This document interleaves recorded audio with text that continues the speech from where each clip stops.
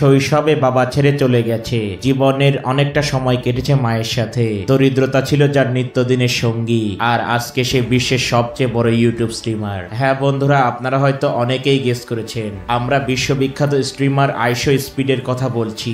A YouTube star with 33 million followers has caused absolute chaos on the Gold Coast. Police had to stop traffic and block off streets and the stories flocked. আমরা সবাই স্পিডকে একজন comedian বা funny character হিসেবে দেখি, কিন্তু স্পিডের জীবনের গল্প মোটেও তার ভিডিওর মতো এতটা সহজ ছিল না। দারিদ্রতা, বর্ণবাদ সবকিছুকে উপেক্ষা করে স্পিড আজ বিশ্বের সবচেয়ে বড় ইউটিউব স্ট্রিমার। তো আজকে ভয়েস অফ সাকসেসের গল্পে আমরা আইশো স্পিডের জীবনে নিয়ে আলোচনা করব, তাই ভিডিওটি অনেক ইন্টারেস্টিং হতে চলছে, না টেনে একদম শেষ পর্যন্ত দেখুন।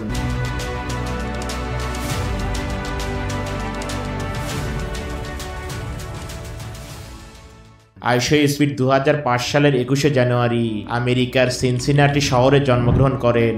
স্পিডের আসল নাম হচ্ছে ড্যারেন জেসন ওয়াকিন্স জুনিয়র। স্পিড ছোটবেলা থেকেই বেশ লাজুক প্রকৃতির ছিল। আইশো স্পিড যখন ছোট ছিল তখনই তার বাবা মায়ের ডিভোর্স হয়ে যায়, এবং বাবা মা আলাদা হওয়ার পর স্পিড তার মায়ের সাথে থাকা শুরু করে, এবং ওই সময়টায় শুধুমাত্র তার মায়ের ইনকামে তাদের পুরো পরিবার চলতো, যার কারণে ছোটবেলা থেকেই অনেক দারিদ্রতা নিয়ে স্পিডকে বড় হতে হয়েছে। আইশো স্পিড মূলত ইউটিউবে আসে 2016 সালে, যদিও স্পিড 2016 সালে তেমন একটা পরিচিত পাননি। স্পিড মূলত ইউটিউবে পরিচিত হয়েছে 2021 সালের পর থেকে।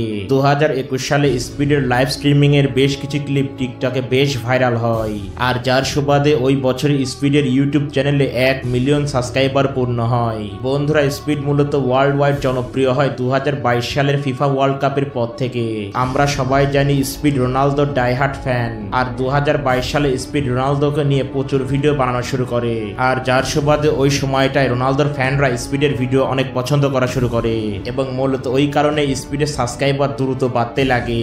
এছাড়া স্পিডের ফানি সব কর্মকাণ্ড অন্যান্য সোশ্যাল মিডিয়ায় ব্যাপক ভাইরাল হয়, এবং যার কারণে সারা বিশ্বে স্পিড আরো জনপ্রিয় হয়ে যায়। বর্তমানে আইশো স্পিডের মেন চ্যানেলে প্রায় 39 মিলিয়ন সাবস্ক্রাইবার রয়েছে।